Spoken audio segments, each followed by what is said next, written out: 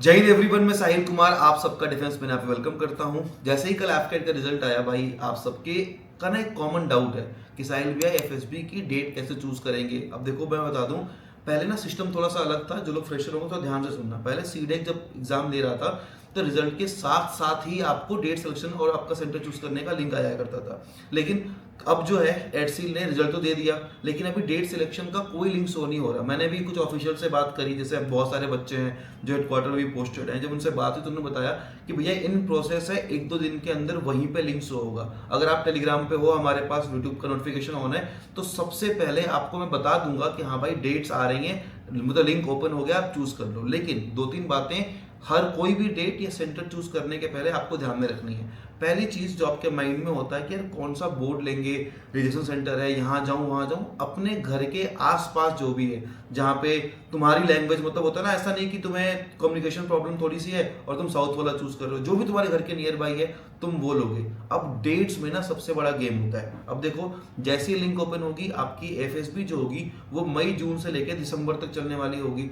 आपको अपनी पूरी प्लानिंग देखनी है। पहले तो आपको पता होगा आपका स्टेटस क्या है, क्या आपको अपने कम्युनिकेशन पे कितना काम करना है। बहुत बच्चे इंग्लिश में थोड़े वीक होते हैं, तो कितना काम करना है, कितनी प्रैक्टिस की नीड है। आपको हो सकता है कि अपने आप को इम्प्रूव करने में किसी बच्चे को ज़्यादा टाइम लगेगा। इन शॉर्ट, जैसी डेट्स ओपन होंगी ना तो बच्चे ना जल्दीबाजी में मतलब कुछ रैंडम डेट चूज करने लग जाते हैं। लेकिन प्लीज इस बात का खास ख्याल रखना, सारी प्लानिंग करके, बल्कि अभी कह रहा हूं, अभी तो लिख लो कि तुमने और कौन से एग्जाम्स के फॉर्म भरे हुए हैं। दूसरा, कहीं उस टाइम पे आपका कोई कॉलेज का वो तो मतलब कोई इंपॉर्टेंट प्रोजेक्ट वाला कुछ तो नहीं आने वाला। प्लानिंग हो जानी चाहिए। और पता है सबसे बड़ी गलती क्या करते हैं बच्चे, मतलब ना उनका मैसेज आ रहा होता है कि एफएसबी के ना जस्ट 10-15 दिन पहले ही वो बैच के लिए पूछ रहे होते हैं कि भैया एफएसबी है, तैयारी करके चला जाऊंगा। भाई ये गलती प्लीज आप मत करना। अगर आपके पास, देखो, अगर आपके पास टाइम है तो आई विल रिकमेंड एक बड़े भाई के नाते कि आप एफएसबी के लिए जब भी आओगे हमारे पास तैयारी करने के लिए, अपनी मेन एफएसबी से कम 1.5-2 महीने गैप रखना।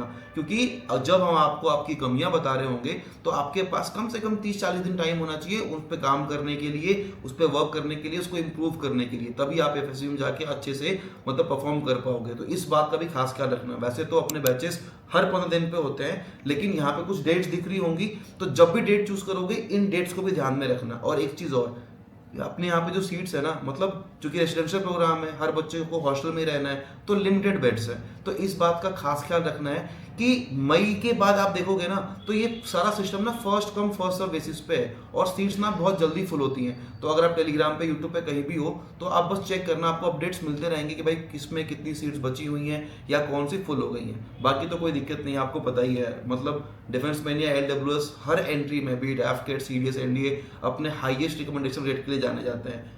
पिछले ही साल की बात करूं, जो लेटेस्ट एफकेट है उसमें रैंक 3 हमने दिया हुआ है, और बहुत सारे रैंक है टॉप 10 के अंदर। तो भाई मतलब बेस्ट गाइडेंस आपको मिलेगी। आपको बस अपना माइंड क्लियर करके तमीज से मेहनत करनी है। बाकी कोई भी डाउट हुआ कमेंट सेक्शन में डाल दो, यहाँ पे नंबर गिवन है, वहाँ पे इंक्वायरी कर लो। आपको हमारी टीम्स पूरी काउंसलिंग कर देगी कैसे क्या करना है। Thank you so much.